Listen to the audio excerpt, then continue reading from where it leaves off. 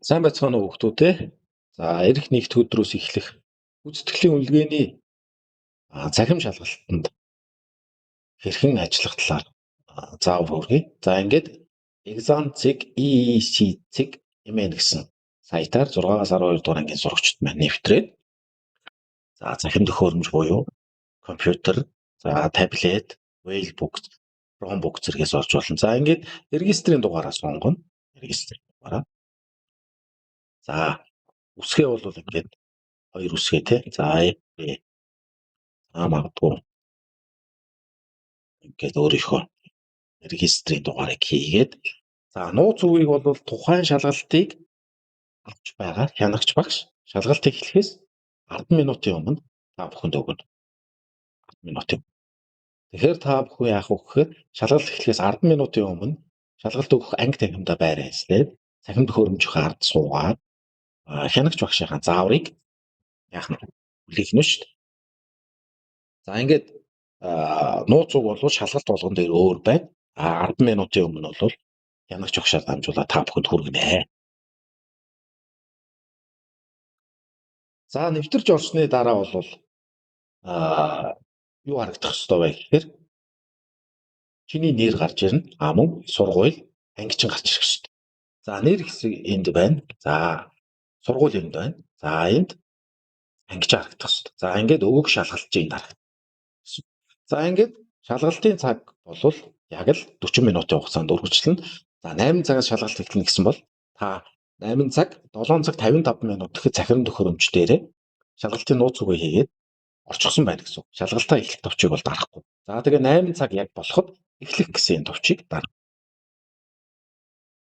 За ингээд шалгалтын цонхны маань баруун дээд хэсэгт шалгалтын хугацаа маань 40 минутаас буурах дараалал үүж харагдана. За 39 минут. Ингээд 47, 46. За ингээд даалгаврууд маань харагдчихэв. За энэ дээрээс зөв гэсэн нэг хариултаа сонгоод тэгээд дараах. За мөн дараагийн хариултыг сонголоо. Дараах. За гих мэтлэнгээр ингээд сонгоод явнаа.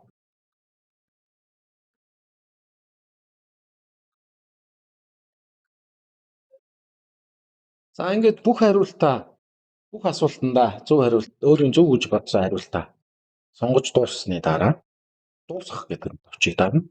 За тэгвэл ингээд дуусгах товчийг дарсны дараа та хариултаа илгээмээр өгнө. Окей дарснаар та эцсийн хариултыг шалгах боломжтой байна. За ингээд дарсны дараа хариулсан 19, хариулаагүй 2 гэж гарч ирж байна. Тэгэхээр энэ дээр бол одоо чиний хариулсан хариултууд нь аль нь ямар хариулт байгаа гэдэг нь харагдаж байна. Тэгэхээр энэ 6, 8 гэсэн хоёр асуултанд бол хариулаагүй байна. За тэгэхээр шалгалт руу буцах гэж очоод за тэгээд энэ дээрээс шууд сонгоод орох боломж байна. За байна. 6 дугаар асуултыг алгасан явцсан байна. 6 дугаар асуулт нугасаа байхгүй. За энэ нөгөө туршилтын сайт учраас энэ дээр бас алдаа гарсан байж магадгүй. За ингээд дуусгахаа дараад дахиад ок дараад за шалгалтуудаа одоо бүгдийг бүгэлжчихсэн бол дуусгах гэдгээ дарна. За дуусгахын өмнө энэ гарын үсэг гэсэн хэсэгт за энэ туршилтын сайт учраас болохгүй. Гарын үсэг гэсэн хэсэгт хүүхдүүдээ маус юм уу эсвэл маус падаа ашиглаад энэ дээр одоо нөрнийхээ эхний үсгийг ч юм уу те гарын үсгээ ингээд зурх хэрэгтэй шүү. За ингээд зурсны дараа дуусгах гэдэг товчийг дарна. Та хариулт илгээхдээ итгэлтэй байна уу гэдэг тийм гэсэн товчийг чеклээд илгээх гэдгийг дарна. За ингэснээр бол одоо шалгалт маань амжилттай дууслаа. За та 35 оноос 2 оноо авлаа гэдэг ингээд шууд оноо баална харагдчихна. Сая би бол энэ өөрөө туршилтын сайт. Сая би бол ингээд самсргүй байдлаар ямарваа нэгэн зөв хариултыг бодлогоогоор хариулсан учраас ийм оноо гарч байгаа. За ингээд шалгалт маань амжилттай дуусна гэсэн.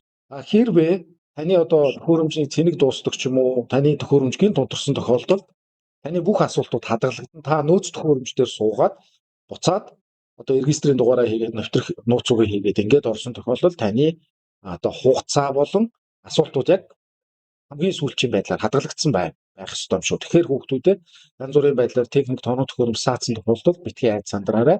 Янагч багштай хэлээд нөөц төхөөрөмжтөр суухыг зөвлөж байна. За ингээд амжилт хүсье.